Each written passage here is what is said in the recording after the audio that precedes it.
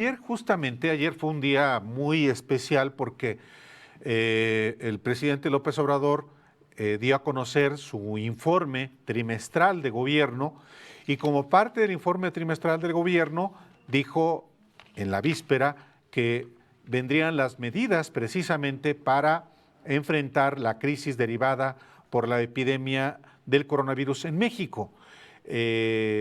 Fueron medidas que ratificaron lo que también él había adelantado, que no iba a haber ningún rescate, como ha ocurrido en otras ocasiones, que en esta ocasión, a diferencia del pasado, los de abajo no iban a pagar el costo del rescate de los de arriba, que como había sido, como ha ocurrido en otros momentos de la historia, para no ir más lejos, la crisis del 2008-2009, la crisis de 94-95, no era privatizar ganancias y socializar pérdidas. Y lo que se reaccionó, lo que hubo de reacción el día de ayer fue que iba a haber, por parte de algunos observadores, una sanción en términos financieros, tanto en la bolsa como en el peso. No es el caso, como ya lo ha explicado también Alejandro Páez Varela. Sí, bueno, hoy en la mañana el presidente ratifica, Álvaro, lo que dijo el día de ayer. Sí. Dice que el rescate económico que presentó el domingo para afrontar la crisis causada por el coronavirus, pues puede ser un modelo que puede ser replicado por otros países. A ver, vamos a escucharlo, Sí. Nosotros estamos pensando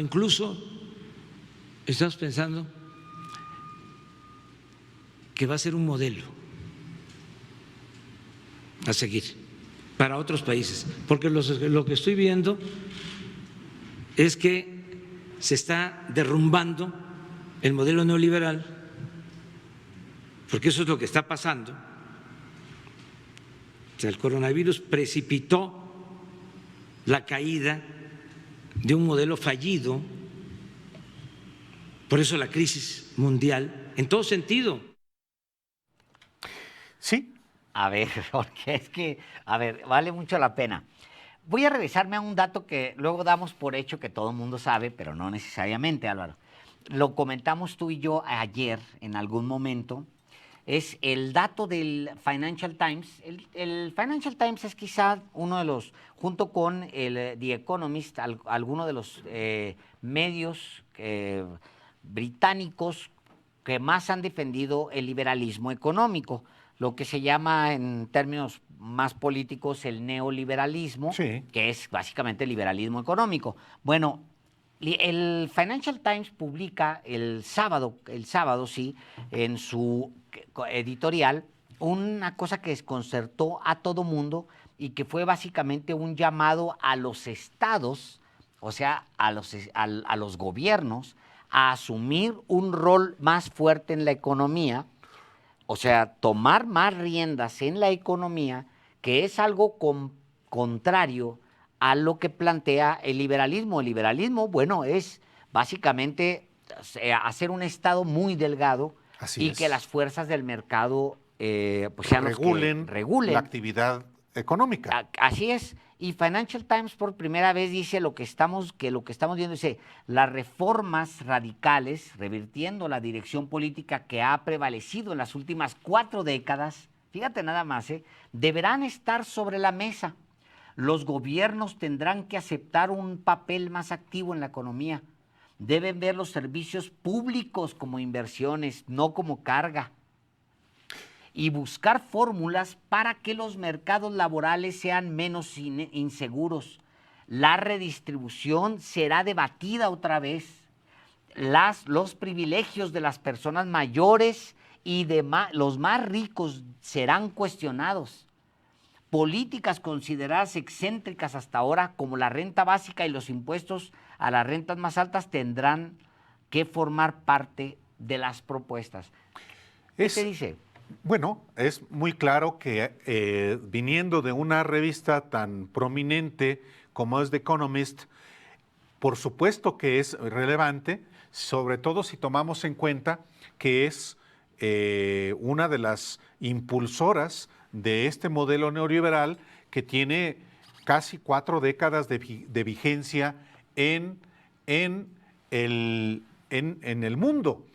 Ahora, también veo yo con cierta reserva este tipo de expresiones porque el fin del neoliberalismo, que comenzó, como usted debe saber, con los gobiernos de Margaret Thatcher en Inglaterra, de Ronald Reagan en Estados Unidos y con Miguel de la Madrid en México, pues ya en otro momento se ha planteado, de manera particular en la crisis 1998, 2008-2009, cuando el gran crack financiero de esos años se estableció que era el fin ya del modelo neoliberal, que el capitalismo salvaje había llegado a su fin y que era hora en que el Estado tuviera una mayor participación en la actividad económica del planeta.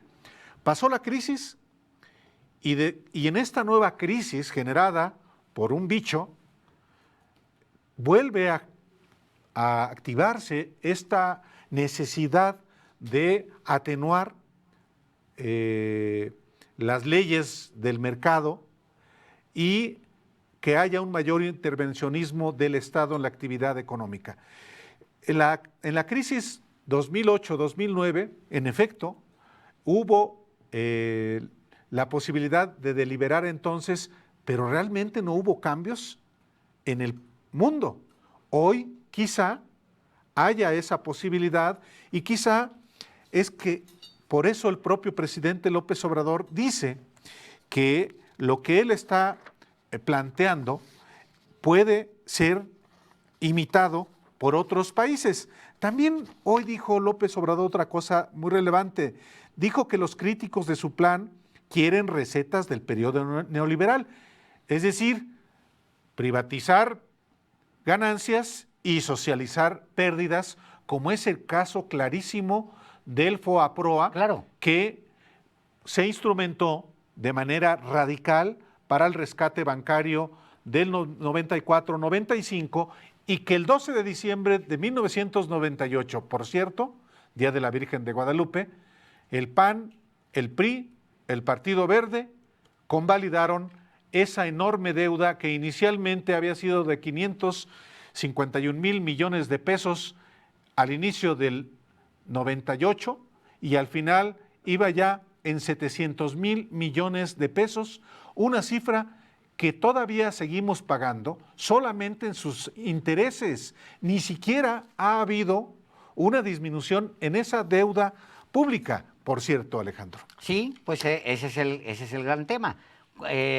Cuando volvemos a revisar el FOBAPRO, aquel endeudamiento sin sentido, que fue básicamente regalarle dinero a los más ricos, digo, a gente como Vicente Fox, por ejemplo, que él y su familia recibieron dinero de lo del FOBAPROA, o a los banqueros en su momento, pues los mexicanos, los de a pie, usted que nos escucha, usted que está en su casa, la gente ni siquiera sabe, ni siquiera se da cuenta que sigue pagando, aun cuando esté en la informalidad, con el consumo. Cada vez que usted hace una compra, ese impuesto al consumo Pues sí, sigue yendo a las arcas del gobierno, con el cual seguimos pagando esa deuda. y hay gente que todavía Y Álvaro, no recuerda perdón, pero la van a pagar sus hijos, sus nietos. la van a seguir pagando sus nietos.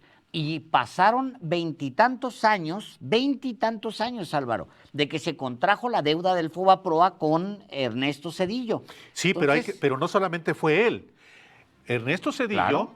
instrumentó el FOBAPROA para el rescate bancario de empresarios, pero quien lo convalidó, lo convirtió en deuda pública, fue la Cámara de Diputados. así es. ¿Quiénes? Con nombre y con apellido. No solamente el PAN y el PRI. ¿Quién era el dirigente nacional del PAN? El ciudadano Felipe Calderón.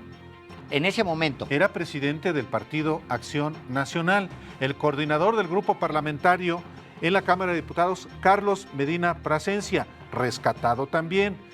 Y en buena medida, la elección, el triunfo de Vicente Fox en el 2000 fue en pago a lo que el PAN hizo en 1998 y después, 2006, en pago a Felipe Calderón en esa elección fraudulenta del 2006. Y bueno, antes de irnos a un corte, nomás diré una cosa muy, muy, muy breve. Hay otros rescates en el mundo, Álvaro. Sí. El rescate, por ejemplo, de Barack Obama. ¿Qué hizo Barack Obama? Pues les dijo, ¿sí quieren dinero? Pues no se los voy a regalar como le hizo Cedillo. Échenle con acciones.